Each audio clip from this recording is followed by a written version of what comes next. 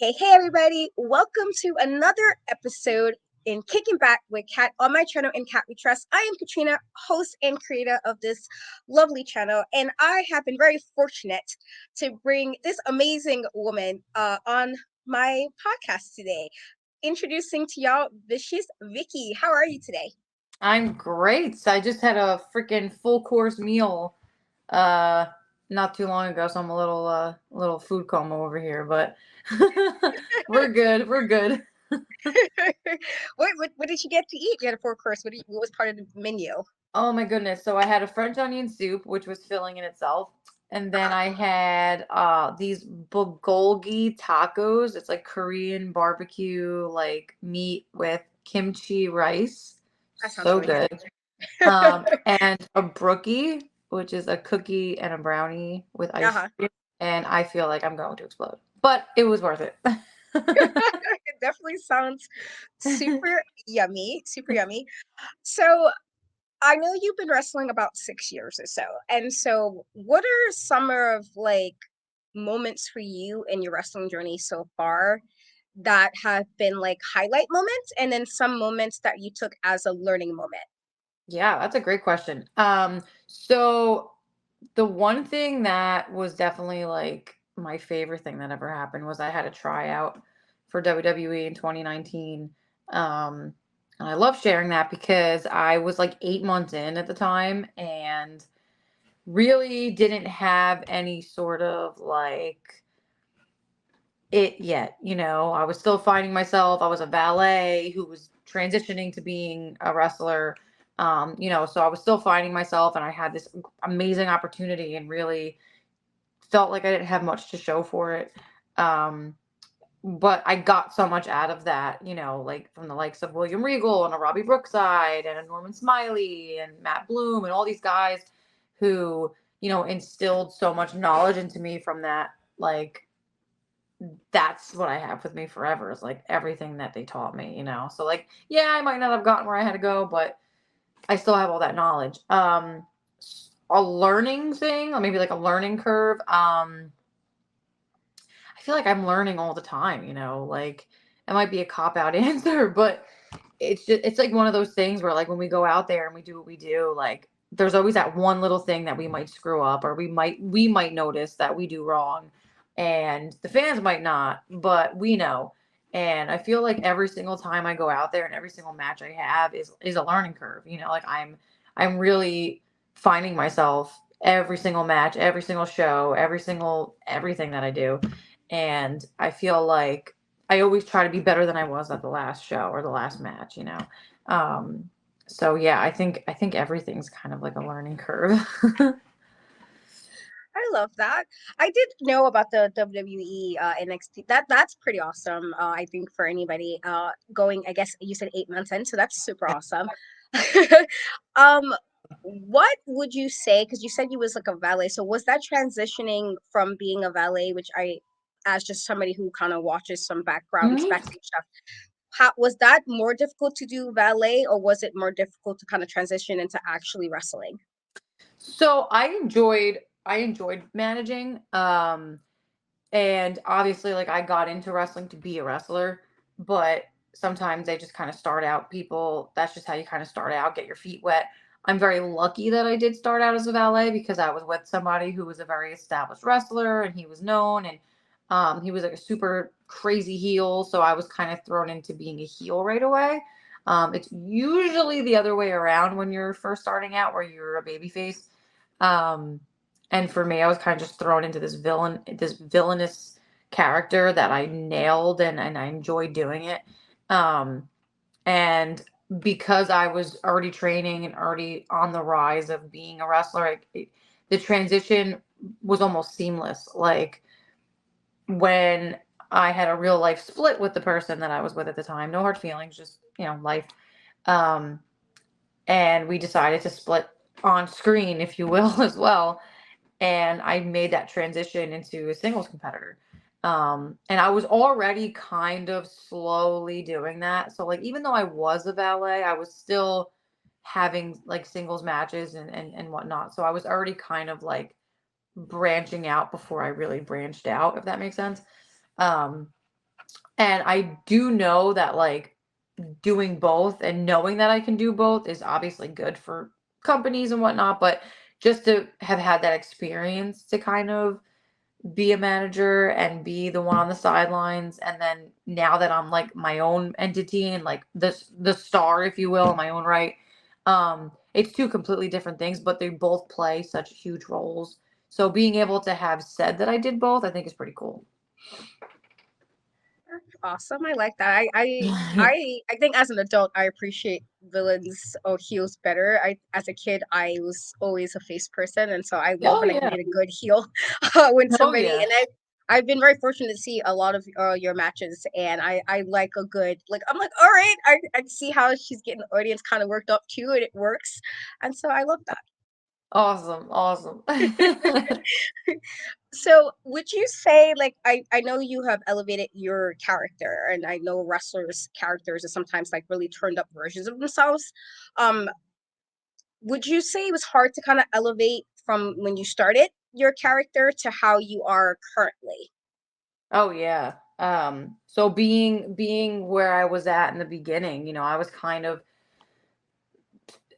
I wasn't really me with the volume turned up like they say. I was being a character. Like I was this snobby, like, bitchy, just bitch, like I was just not who I am at all. Um and almost like a valley girl, but not with like the high pitched voice, if that makes sense. I was just very like just not me. Um, and I enjoy doing it and whatnot. And then after breaking away from being a valet and kind of doing the singles thing, I kind of kept that character for a little bit. And then I started evolving into what we know as the Jersey Shore, Jersey Girl, Vicious Vicky version, where I was, you know, on the boardwalk cutting promos and like, that whole thing, which was great. And that is a huge part of me. Um, so that was kind of pulling a little bit from real life because at the time, I was in Seaside Heights all the time, and I was pulling from that era of my life that was once me, the cheetah print and all that. Um, and I was that version of me for like a couple of years, and it worked and it was great. And then I kind of got a little stale, and I was Vicious Vicky with the cheetah print, like that was my thing. I just wore the cheetah and leopard print. That everybody knew Vicious Vicky wore leopard print, cheetah print. Um, and then I started doing like more leaning into my Italian roots and being more of like a mafiosa and like, things like that, which was, I had so many ideas for that. um, and then I just felt like, again, like I was getting stale again. And this is like creativity too, like as wrestlers, like we're actors essentially as well. We're not just athletes, we're actors and actresses. And, it was me kind of testing myself, like what can I do differently, and after 5 years at that point, I'm like, what can I do differently? How can I make noise and change the game for me? Which is then when I went into that dark demon gimmick, which was fun and awesome. And I put out all these vignettes and these promos and really, really like really invested in like the gear and the look and everything.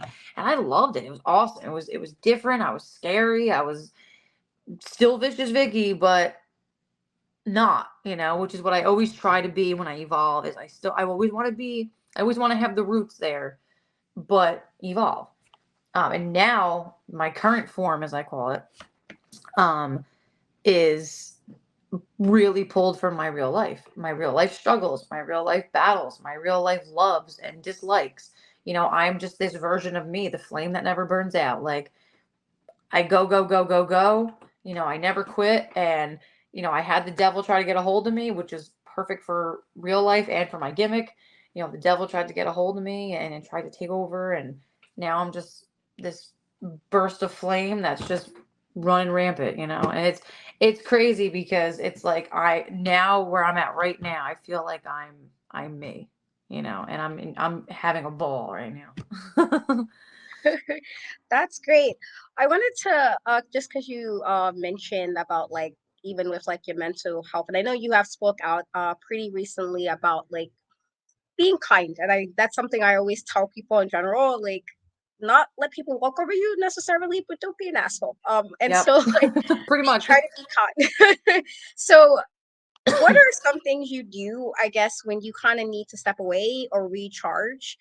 And what is, I guess, some advice you would give to somebody who might also be struggling mentally? Because I do have like anxiety as well. And so I know how that can really be like crazy, like just in general. But then if you have to be anything that you have to kind of deal with the public or deal with like Mhm. fans or whatever, and that can always make that worse. And so thank you for, speaking Of your course. truth on that. But what are you some things you do to kind of just center yourself or recharge? And then what advice would you give somebody who may be struggling? Yeah, it's great point. So for me, like I would say like a year or two ago, like my anxiety was really bad. Like the worst it's ever been in my entire life. I've always had like anxiety, like hyper anxiousness, um, hypochondria, where I always think like I'm sick or something's wrong with me.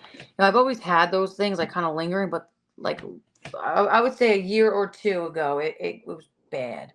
Um, and I got some help, and I'm totally open about it because there's nothing wrong with it. I went to therapy and found one of the best therapists ever, and talked to her about all my struggles and all my things that were making me feel this way. And I think the biggest thing that people don't want to do is get help, no matter what it is. Like, talk therapy, medication. I would never push medication down someone's throat. I'm all for like natural things and getting through stuff. Sometimes you might need something, and you go to a doctor and talk to someone and find out. Like, I very open about it. I took Zoloft for like a year, and I finally just came off of it like 2 months ago, and I'm just like, oh, this is what I'm really like. I'm like, holy crap.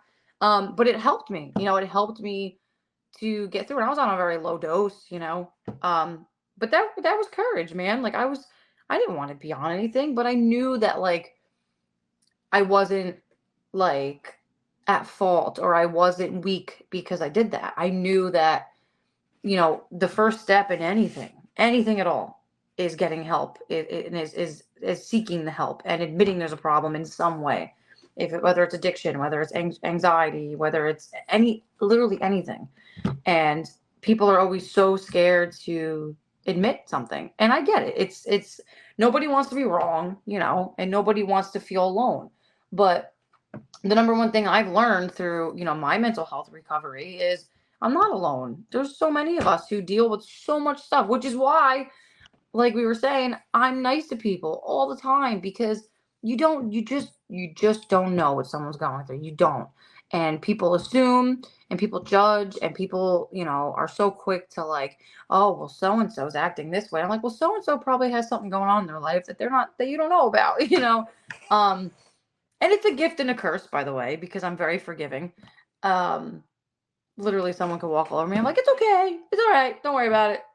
You're good. Are you okay? Yeah, you're good. All right, don't worry about it. I have, scars all over my body. For me, that's okay. Like, that's who I am, and it's a gift and a curse. But um, you know, I think that's the number one thing I could tell people is just don't be afraid to admit anything. Like, you're not weak or anything like that if you feel like you need help. The way that I've found, besides, those kind of therapies of grounding myself, um, my dog, and they always say like don't cling to people for things, but like my boyfriend Rob, Rob, like my family, like those are though that's my grounding. That's my center, like anytime I would have a panic attack, if I wasn't with my mom, call my mom. I'd be like, Mom, calm me down, Rob, calm me down. The dog, just having a pet is just, there's really no other therapy because it's just that dog just takes away any fear or anything I ever had. Um, and a big thing too, I love the water. I love the ocean. I love being by the ocean. Whenever I'm by the ocean, I don't know what it is. It's some weird crap, man. I don't know what it is, but when I'm by the sea or like just smelling that salt water, like I am good. So it really is a thing that like people say, like, take a walk by the beach, like the sound of the waves, It's like it's literally grounding techniques, like hearing it, smelling it, seeing it, things like that. So, eh, I think it's cool you mentioned water because even though I can't swim, I actually like being near water also. That's just something I use as a just like if I need a minute, if I can get near water, then I'm probably going to be there just to kind of yep, relax. So I think that's a really good, yeah, definitely a really good tip because I've always told people like that's just so nice. Just looking at the moon sometimes it's like it's quiet, it's I love peaceful. it. So Oh, I love it so much. so you've had quite a few matches over the years with some, awesome opponents. You had Adina Steele, you had Rebecca Scott. And so who are some of your favorite feuds you have had over the years? So I'll always say number one because she was my number one feud and like forever friend is Notorious Mimi. Me and Mimi have wrestled like 8,000 times. And we know each other so well. Although we haven't wrestled in like a year, and I'm like, people need to pick up on this, man. I was like, Vicious Vicky versus Notorious Mimi needs to happen like now. Like it's just so weird. So she's my all-time like favorite rival, if you will. Um, I did enjoy working Rebecca Scott as well. She's freaking amazing. She's like a super freak, and I don't care if she hears this. She knows. Like she's just so good. I'm trying to think who else. Adina's always a good one. She's a friend too, so that's always good. Gabby Ortiz is my friend, so I like wrestling my friends. um, but you know what though? Like we're all friends, man. Like we trust each other with each other's lives. Like you're in the ring and you're literally have each other's lives in your hands. So you build these bonds, it's a trust thing. So, I definitely think that having those lifelong friendships and rivalries in the ring is freaking amazing. Look at Lita and Trish, same thing. Like Lita's my girl, but like Lita and Trish, like best friends in the whole world. And they were freaking one of the best rivalries ever, you know?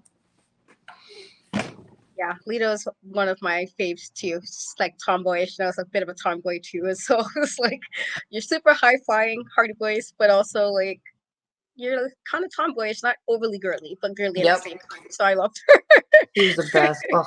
her. So we're gonna do a quick little speed round.